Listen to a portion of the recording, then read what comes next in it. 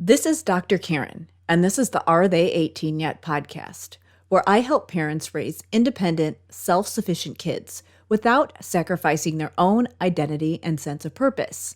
I'm here to share practical day-to-day solutions for raising kind, successful, well-adjusted human beings and actionable advice for supporting systemic changes so we can make this world a more inclusive, accepting place now and for future generations.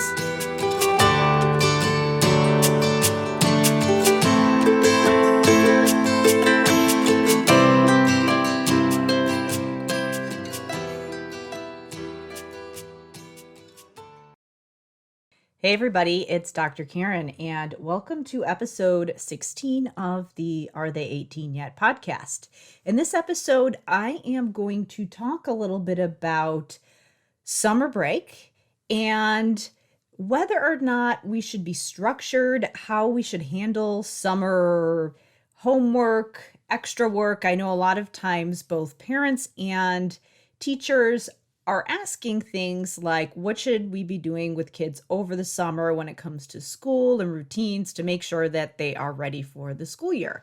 So I wanted to talk a little bit about structure over the summer, how much is enough, how you can figure out how to enjoy your summer, but at the same time, not allow your kids to regress too much. So before we get going in this episode, I wanted to just remind you that I do have a great resource for you if you have kids who do tend to kind of procrastinate with some of their activities that they have to do on a day-to-day basis.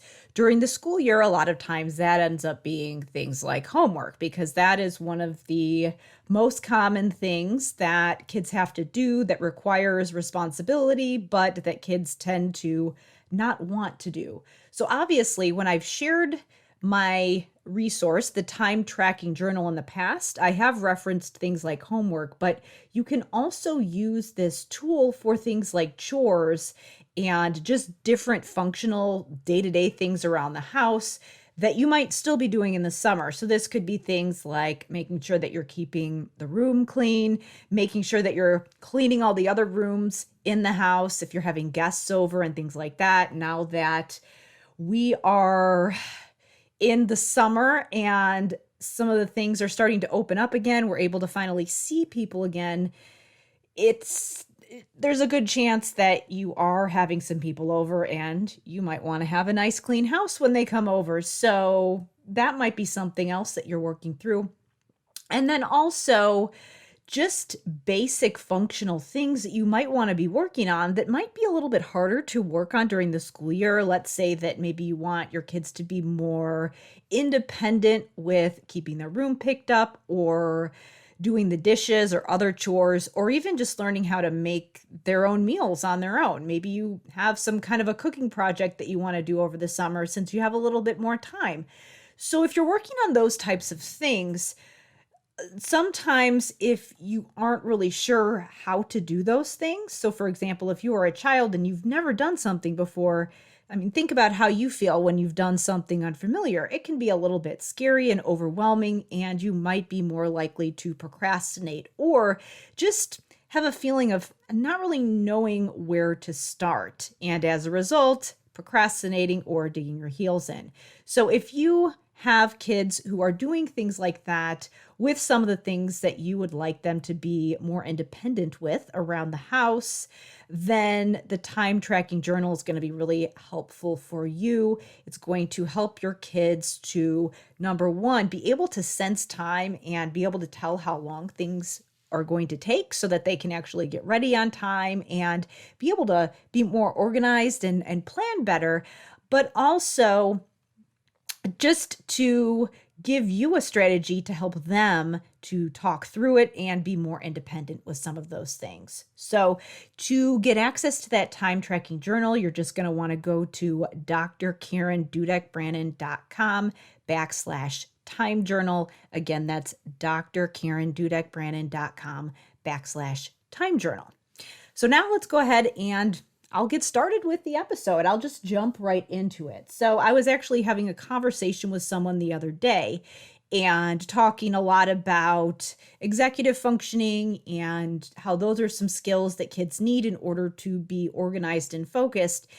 And she asked a really good question. She said, all right, well, during the school year, I definitely want my kids to be organized. I want to make sure that they are doing their homework, that they are getting ready for their sporting events on time. And the schedule's a lot busier. So we want to make sure that we're all on the same page and everybody gets where they need to be at the right time and does what they need to do.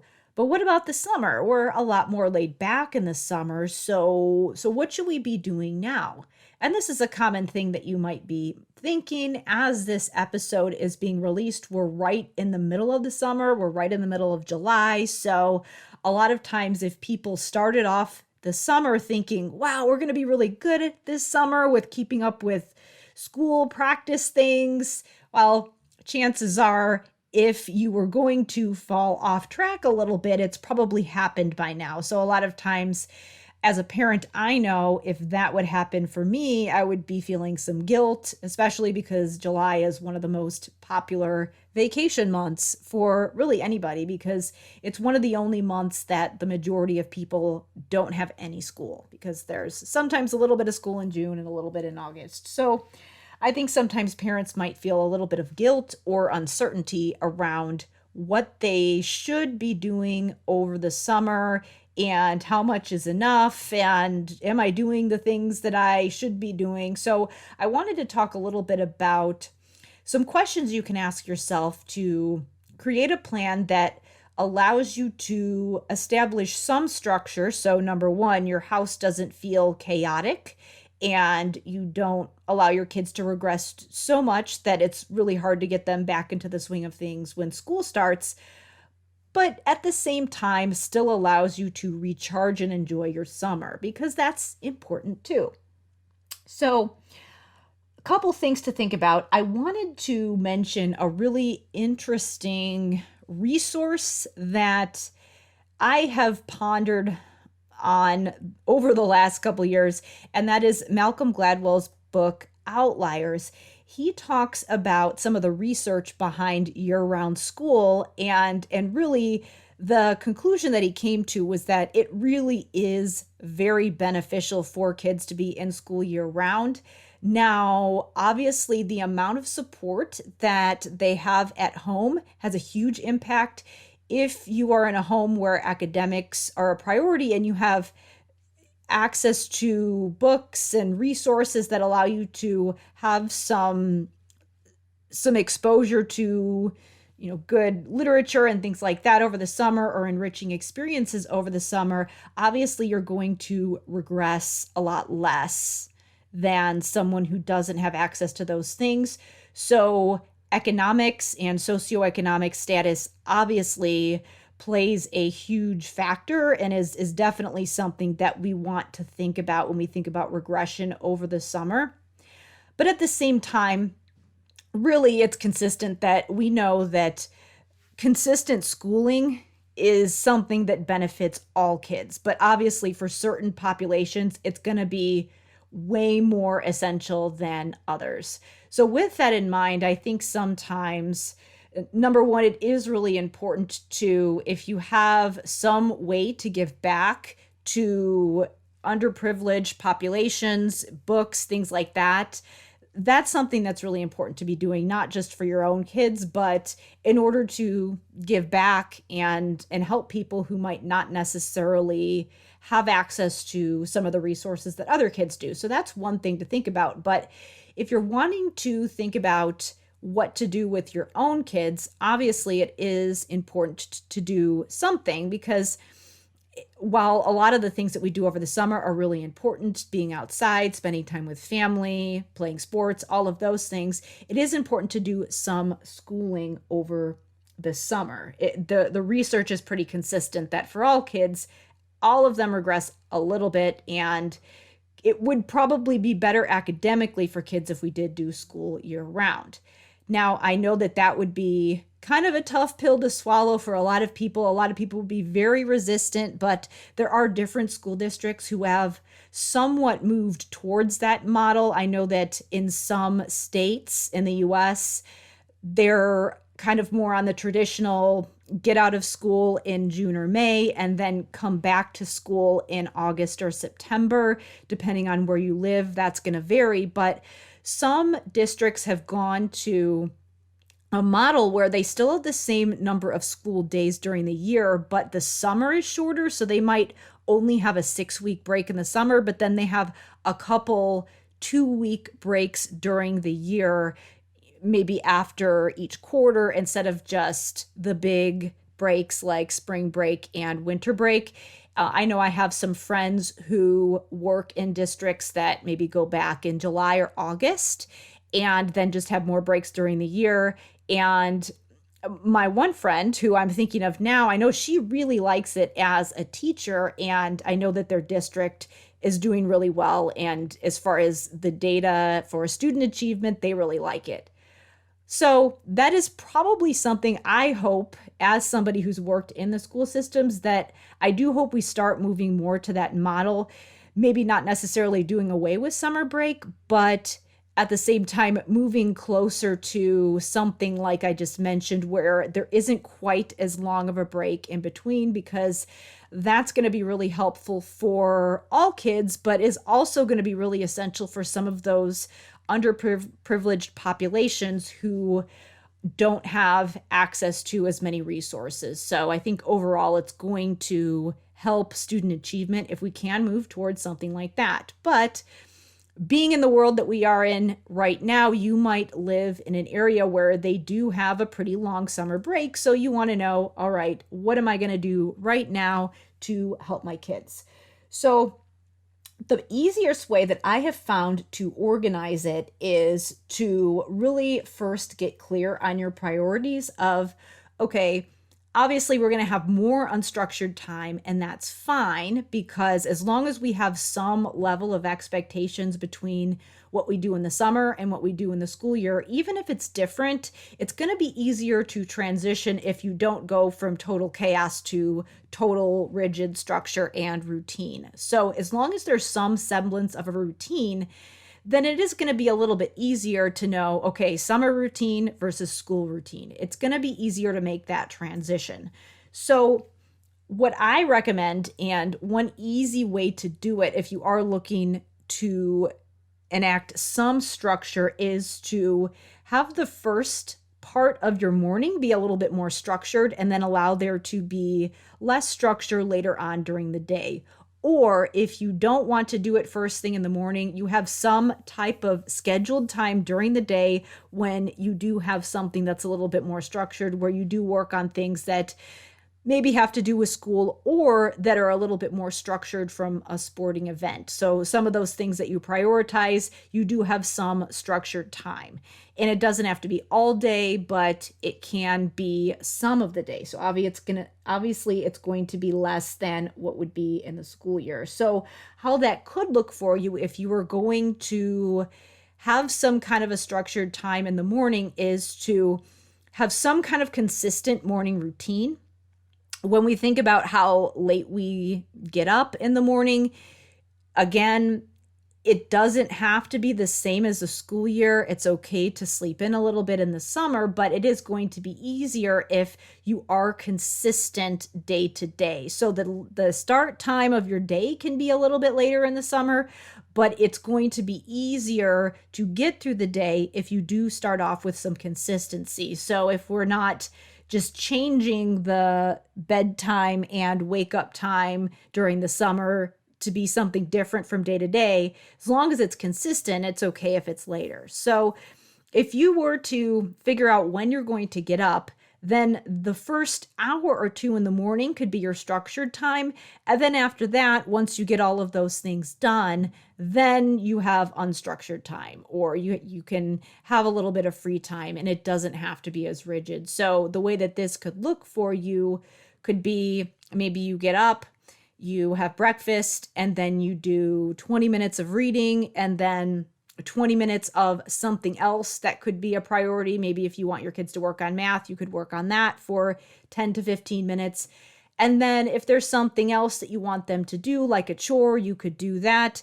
And then you could be done with that within the hour, and then you have the rest of your day to relax. I personally like to get some of those things done first thing so that I have the rest of my day to do whatever I want. And I know that some people, my husband included, who again, he's talked about this a little bit from the perspective of someone who does present with some signs of ADHD, that for him, if he starts off his day without structure, then he doesn't get anything done. But if he starts off his day with something structured, then he's more likely to be on task and focused the rest of the day. So the first hour of the day is really critical for him. If you have a child who does thrive on structure, that might be the case for them as well.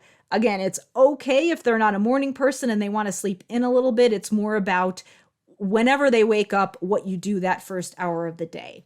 And obviously, it is going to be important too, if you have things like devices, TV, phones, that those things, again, it's okay to play video games. It's okay to be on your phone as long as you're doing it in moderation and as long as you're doing the other important stuff first as well.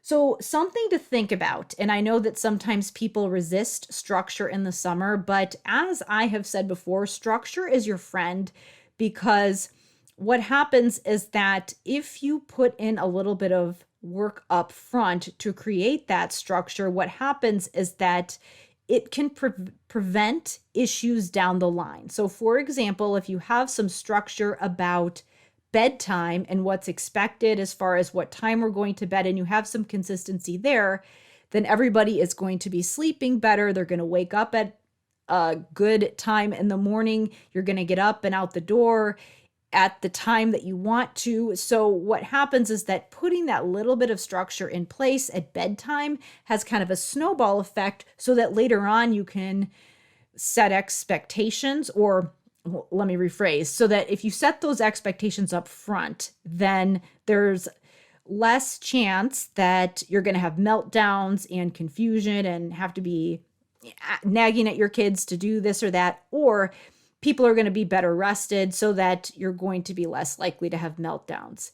And same thing I always say with things like even making sure that your kids are eating at a consistent time. Obviously, if you make sure your kids are fed and they're not hungry, then there's going to be less chance that there are going to be meltdowns. So thinking about those things, sometimes putting a little bit of structure in place, especially if it is that first hour of the day, can sometimes put everybody in a state where you're just really starting off on the right foot so that everybody's regulated and you're less likely to have meltdowns. And communicating those expectations about what you want your kids to be doing is going to be really important, because then you're not going to have any surprises if your kids thought that they were going to get free time and you're asking them to do something else. If you have a consistent routine day after day, then sometimes those things that maybe might be less motivating are a little bit more clear and it's easier to go through them. I know in my family with my stepdaughter, for example, if she has something that she might not prefer doing. So let's say that obviously, maybe she would rather be on her phone texting her friends than reading.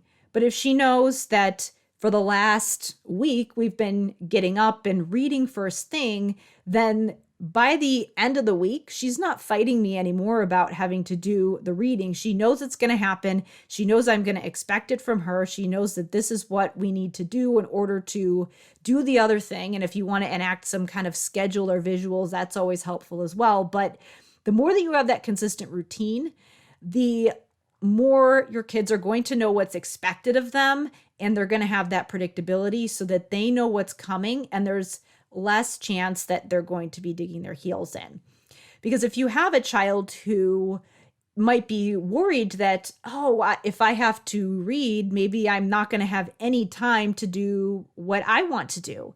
Well, if they know that all week they did have to do something that wasn't their top preferred task, but then they've always gotten to do the things that they wanted to do after, they're not going to have as much anxiety about that particular task, and they're going to know what's expected. You are going to have to do less work because you don't have to explain what's going on and what's going to happen because it's already been done. Routines can be really powerful that way because there's less explaining, because you don't have to explain what's going to happen because everybody already knows. So that can be really powerful and really helpful for you as a family. And again, it's okay if you have some unstructured time. Sometimes it can be good to have some kind of a schedule where it's, all right, first hour of the morning, here are the things that we need to get done. And then for the entire rest of the morning, or even for the entire rest of the day, we can play at the park or do whatever we need to do. And then, maybe you need to come in at a certain time during the night. But if they can see all of this time, I'm going to get my free time, and then I can look forward to that again tomorrow. If there can be some expectation set up front for how long that unstructured time is going to last, it can give you some ways to communicate that to your kids so that there is less resistance to having to come in at the end of their free time or having to stop what you're wanting them to do. And maybe they're in the middle of doing something that they want to do and you want them to do something else. If there is an expectation of when that's going to happen, then at least you have communicated that so that they know it's coming and it's not something unexpected. Because if you think about it, I know that even as an adult, if I'm in the middle of doing something and I think that I'm going to have time to do certain things during the day, I'm already thinking about them, I'm already planning them. And then somebody comes up and tells me that I have to do something I wasn't expecting, or if I'm in the middle of something that I enjoy doing and somebody interrupts me and says, hey, I need you to come over here and do this and just put down what you're doing now, I'm not going to just drop it and just hop over to what they're doing. I'm going to be a little bit annoyed and have some resistance, and maybe I'll take my time transitioning over to what they want me to do if I wasn't expecting it. So I think that we have to sometimes be aware of those things, even if it is summer, even if we are doing things that are a little bit less structured than what we might be doing during the school year. So another question that I get is, if I want my kids to be working on something relating to school over the summer, what should I actually do? And there are a lot of great sites that have different resources for language arts and math. But for parents, I really like to keep it simple, because if you overcomplicate it, then I find that you don't do it. So I'm going to give you the simplest plan I can possible for what you can be doing with your kids over the summer. If you want to do some additional research and do some other things, that's great. But this is kind of that starting point where if you're doing this, you're doing a pretty good job and you're probably doing more than most people. So the typical thing that is recommended for kids is 20 minutes a day of reading. And I know a lot of times people like to take a day off on the weekends. I know that with my stepdaughter, one of her teachers recommended 4 days a week, because I think he kind of figured they're not going to do it on Friday and they're not going to do it on Saturday or Sunday. So I just want them to be reading with their kids Monday through Thursday. Now, ideally, you would be doing it every day. So what I usually tell people is aim for 20 to 30 minutes a day, 5 days a week. If you can do it on the weekends, great. If you can't, then I would make sure that you do have some time blocks during the week that are a little bit longer, like the top end of that range, 30 minutes. So with the particular reading materials that you pick, there are a couple things that I would recommend. Number one, the gold standard is real books, an actual paper book, which can be something that is accessible if you have a library, but obviously, people are going more to audiobooks these days and devices. So obviously, my preference would be that you do have your kids spending time reading actual books, because if they are using a device, there is the blue light and there is the temptation to hop over and look on an app, depending on what type of device you have them on. Kindles are a little bit better because they don't have the blue light and they are less likely to cause eye strain. I know that my optometrist actually recommended that. He said if you're going to use a device, a Kindle is a little bit better because of the way that the words look on the page. It looks more like a real book, and it is a little bit more compact. It doesn't have a ton of other apps, at least mine doesn't, so that I can't just hop out and get distracted. And also it is something that it does light up a little bit, but it's not the same as scrolling on my phone. So if they're reading, we want to do actual reading of books with text, not something that is kind of a video game format thing or some kind of a computer game. So just an actual book. And doing that is really simple. So reading is high priority. And when you're choosing reading materials, I would stick with texts. Graphic novels are fine, but I wouldn't do only graphic novels. And I would also just be aware of using a different variety of texts. So you might want to go between fiction and nonfiction. If your child has a series that they really like, that's great. But it's always good to encourage them to branch out and try some other different kinds of books. But if they are reading the same series over and over again, that's still really good if they're reading a book. So that is still something that's positive, but it's always great to try to encourage them to mix it up because then they are exposed to different vocabulary and things like that. So that is one super simple thing that if you can do that over the summer, your kids are going to be in good shape. If you have a child who doesn't like to read, I do like audiobooks. I do encourage you to have your kids do some actual reading in addition to audiobooks, but audiobooks are a good supplement and are a good option if it is really hard to get your kids to sit and read. With audiobooks, the great thing about that is that if you have a child who struggles with reading and they are getting kind of bored with the books that are at their reading level, or they're not super motivated to read books because they just don't want to be frustrated all the time, then audiobooks are a great example of how you can help your kids enjoy reading and still be able to do that and get exposure to all the great vocabulary that's in texts and books, but can give them exposure to books that they might not yet be able to read on their own if they didn't have that assistance. So that's a great way to have your kids read some books that might be above their reading level so they can be exposed to all the good language in those books if they aren't quite there yet. And obviously you can always read with your kids as well, but audiobooks are a great supplement, but it's not a replacement for actual reading, but it is a good thing for you to be doing. So that's something that you can work in as well.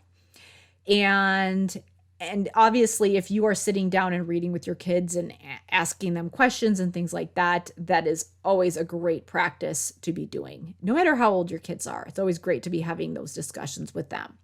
The other question is, all right, what about math? Again, my main area of expertise is in language and literacy. So obviously I have a lot more to say about reading, but language also impacts math as well.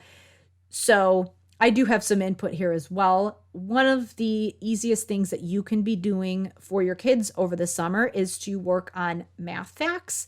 And the reason being is because if they are having to do word problems and a lot of application at school and they're not fluid with those math facts and they don't know them just automatically, then it can sometimes cause some cognitive fatigue when they're working through those math problems. So just getting really solid on math facts, even if you just spend 10, 15 minutes a day, or even just do 10, 15 minutes a day a couple times a week, that can be something really powerful that can help your kids to really have the foundation so that when they start doing the more complicated things at school, that they're able to do them. And that's something I know that with Common Core math, a lot of parents are finding that the way that math is taught now is not the way that it was taught when they were kids. And so sometimes parents are a little confused and not really sure how to help their kids.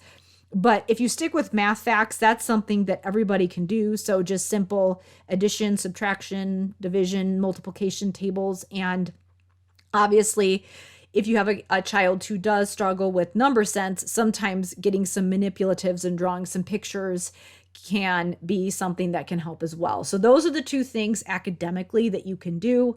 So reading every day, actual books, and then also practicing math facts. So if you just spent even 30 minutes a day doing both of those things, that would be great. I like to go with 20 to 30 minutes of reading and then 10 to 15 minutes of math. But if you're doing something regularly during the week, even if it's not every day, that can be something that can be really helpful. And yes, it's okay to take the day off when you're on vacation.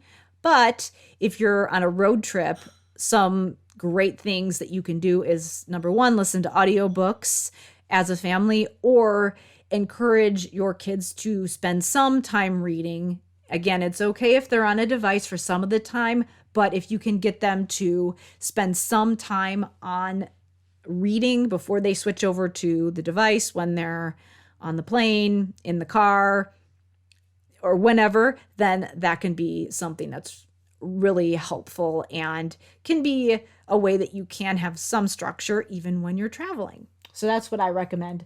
And then the final thing that you could also think about when it comes to over the summer is that if your child is in a sport during the fall and they're not doing summer sports, then sometimes, what we've done for Olivia is that we've gotten some different drills that she can do for soccer. We've got some running drills that she does. So that's a way that we have her do those things every day if she is not in some type of organized event. So we usually do for her, we have 3 different buckets of things that she has to do during the day.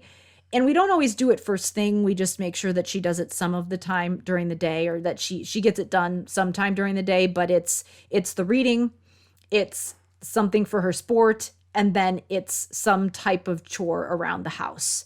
So you can kind of think about, if you're thinking about how to enact some structure in that hour or 2, or however long you want to have it during your day over the summer, you can think there's the school bucket, there's the sports bucket, or really, actually, I should say extracurricular bucket, because maybe your child doesn't do a sport, but they do some type of other activity like play an instrument or art or something like that. So that could be, we'll say, the extracurricular bucket.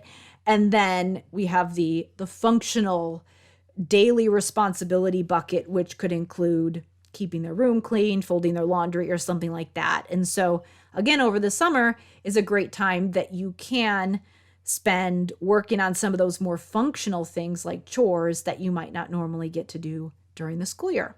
So those are my recommendations for summer routine. Again, this is something that if you do spend some time building up a routine, it does pay off in the long run, because then your kids are kind of just in a better place. They are going to regress less when it comes to just being in a routine and being ready for the school year.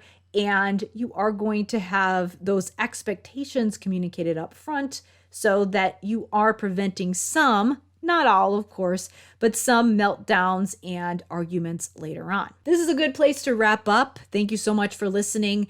As I wanted to mention before, if you have a child who does tend to kind of procrastinate, or when you ask them to do some of these things like I'm mentioning, and they get kind of overwhelmed, they're not really sure what the steps are to take to actually do whatever it is that you're asking them to do. So let's say that you want them to go, fold the laundry, or maybe do the laundry, and they're not really sure what to do, and they're getting kind of overwhelmed with it and aren't really sure how to tackle that chore or that task. The time tracking journal that I have is something that can help you to teach your kids a strategy that walks them through that process. And number one, gives them a strategy so that they can tell if they're on track, and so that they can learn how to handle activities that require multiple steps so that they can be more organized, but also can help them to develop the self-talk that they need in order to monitor themselves so that they're not getting off track when they're doing whatever it is that they need to do on a day-to-day basis. So it can really improve those things and can also help them to be able to more effectively sense time.